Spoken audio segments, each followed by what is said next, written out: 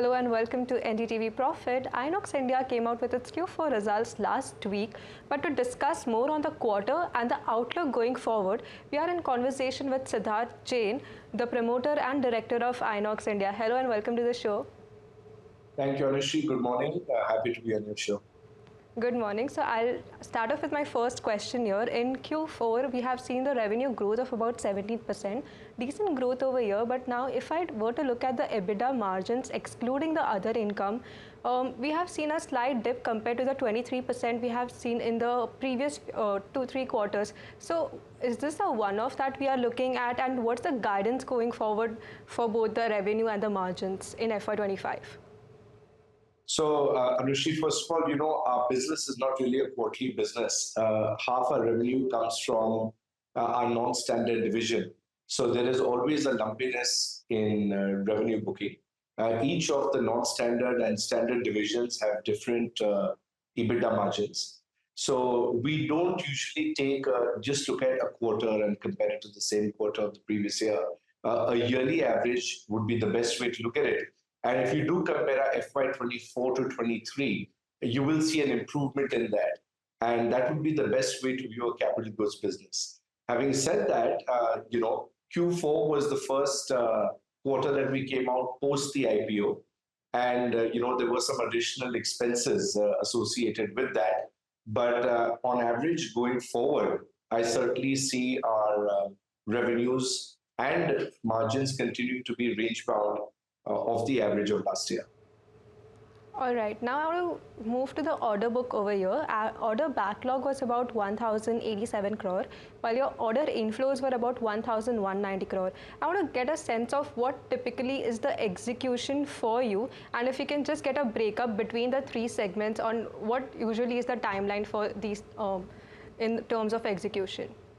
So, Anushri, rather than the three segments that we have, as we rightly pointed out, of industrial gas, LNG, and cryoscientific, the way we typically divide our jobs are standard jobs and non-standard jobs. The time to execute standard jobs is between 4 to 7 months on an average, and non-standard jobs anywhere from 6 months to a year. So, while we're showing an order book of about 1,087, or that's our backlog, about 75% of that is towards the non-standard jobs. So for the standard jobs, it's like a rotating, incoming order book that we keep getting on a monthly basis. The non-standard ones are more lumpy in nature, as I mentioned, when we get some of the large global projects or the large EPC projects within India.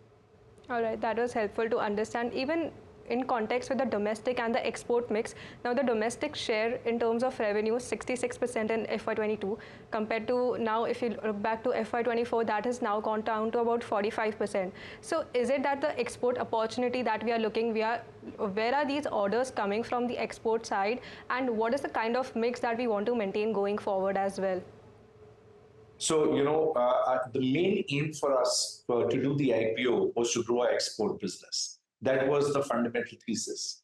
In India, we are already market leaders, but in the world, we are one of the few largest players. So our focus on we see two verticals that are really gaining momentum globally, and that is the hydrogen vertical as well as LNG.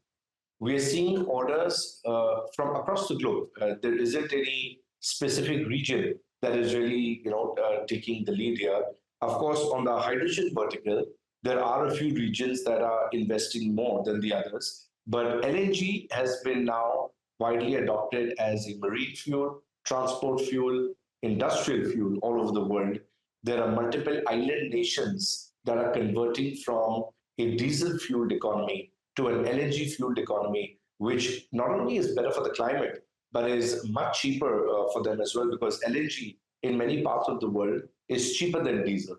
So the financial incentives, without any government subsidies, is just more attractive to switch to LNG, and we make the entire, the capital goods for the supply chain of transportation, storage, regasification for LNG. So we're fortunate to be in that. We are constantly improving ourselves, adding new product lines, entering larger and larger EPC contracts, digging deeper into the marine industry as a fuel. And I'm glad to say that Inox Seaweed has established its reputation, its name as a world leader in LNG fueling systems in the marine industry. Absolutely, that's some strong outlook coming from the LNG side. But I want to stick to this one because if I were to look at the LNG for this year, we have seen a slight dip of orders. Like last year, we had seen about 358 crore of orders compared to about 222 crore of orders this fiscal. What was this on account of?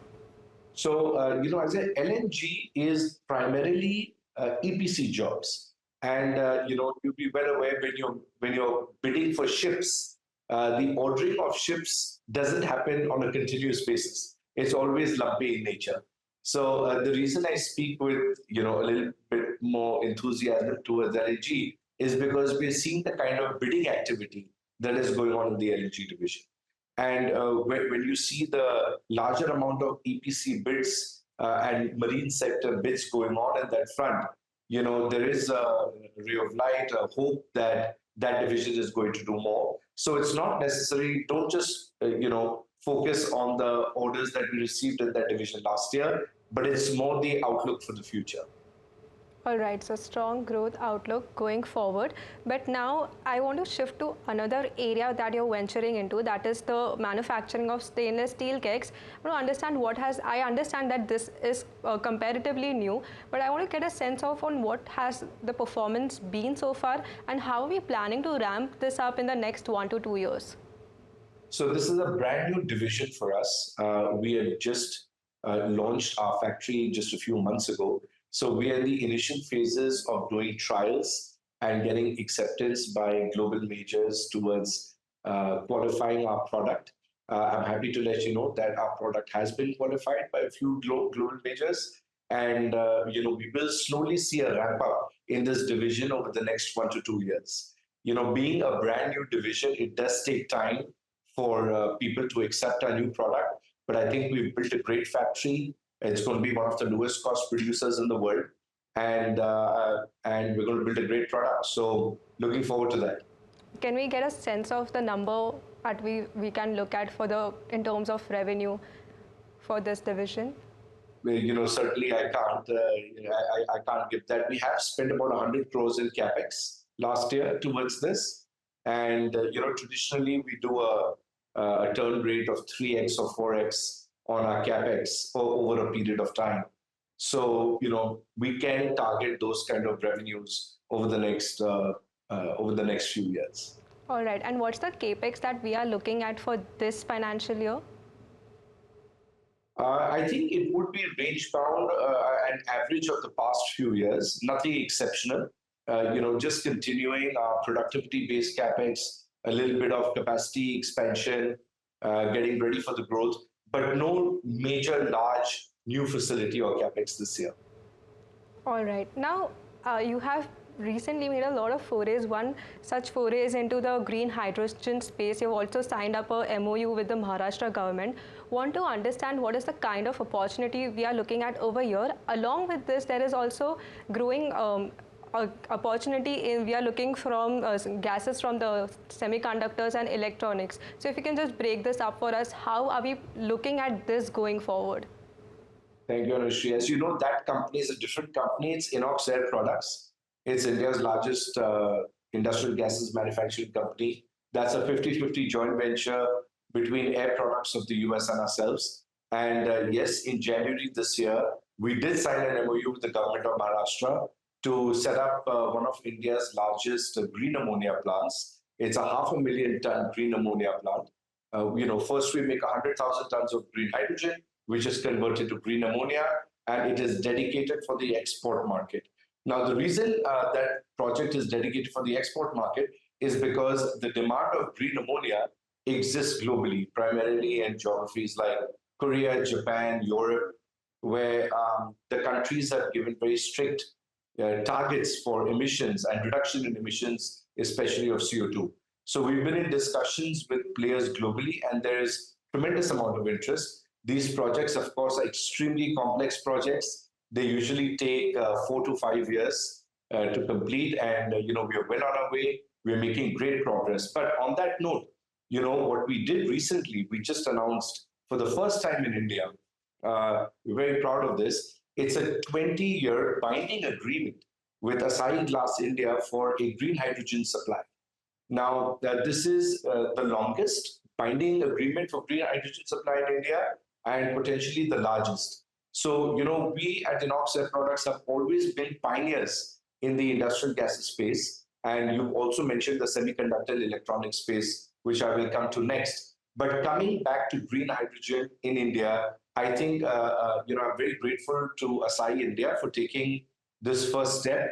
As you know, Asahi has a fair percentage of Japanese ownership, I believe 20 to 30%.